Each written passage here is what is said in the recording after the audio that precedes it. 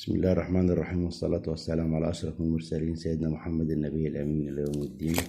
النهاردة معانا بعض العملات الأنصر إن شاء الله تعجبكم، اللي هي طبعا ما تمش التداول عليها خالص، لسه جديدة كلها زي ما انتم حضراتكم شايفين. طبعا عملة مجلس الدولة والريف المصري الجديد، وطبعا الشبكة القومية للطرق. في بعض العملات الكتير طبعا معانا هي زي ما حضراتكم شايفين. طبعا احنا هنا معانا كم كبير من العملات، ونقول لكم طبعا بالنسبة للعملات دي بتتباع فين. دي بعض العملات الأجنبية.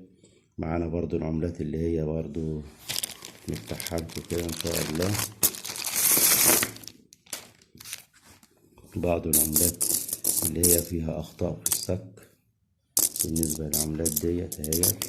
العملات دي كلها أكتريتها فيها أخطاء في الصك، بالنسبة لمدينة العالمين الجديدة، بالنسبة للأبراج فيها خطأ في الصك، وبالنسبة طبعا لمصر للطيران برضو زي ما حضراتكم شايفين الإطارات بتاعتها مبتبقاش مظبوطة. وإن شاء الله برضو معانا هنا بعض 50 قرش برضو. إن شاء الله عاملين مجاميع كتير أوي بالنسبة للعملات دي يا جماعة. طبعا بالنسبة للجنيهات، وبالنسبة برضو لطريق الكباش هنا بالنسبة للعملات دي برضو عاملين مجاميع اهي، وطريق الكباش برضو هو زي ما انتم شايفين. هنا في عملات كتير ان شاء الله، معانا كم كبير من العملات برضو. ونقول لكم طبعا الاماكن اللي بتتباع فيها العملات ديت، عشان اللي عايز يبيع او عايز يشتري. وطبعا اي حد عنده عملات يا ريت ينزل لنا على القناة، وان شاء الله ندله على اللي بتتباع فين بالظبط. بالنسبة للقاهرة هنقول لكم طبعا في خان الخليلي، وفي شارع عبد الخالق ثروت، وطبعا منطقة وسط البلد كلها بتبقى موجود فيها العملات دي، وفيها ناس سواة وناس تجار بيبيعوا العملات ديت، بيبقوا موجودين بإذن الله.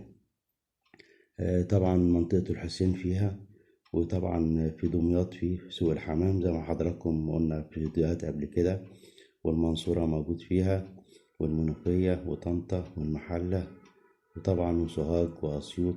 كل الأماكن دي فيها تجار عملات. وفي اسكندرية طبعا منساش اسكندرية، شارع خالد بن الوليد وسوق الجمعة في اسكندرية في بيع العملات ديت يا جماعة. وفي محطة الرمل طبعا، ومنطقة السيوف، وطبعا في مناطق كتير جدا بالنسبة لاسكندرية بالذات والقاهرة يعني.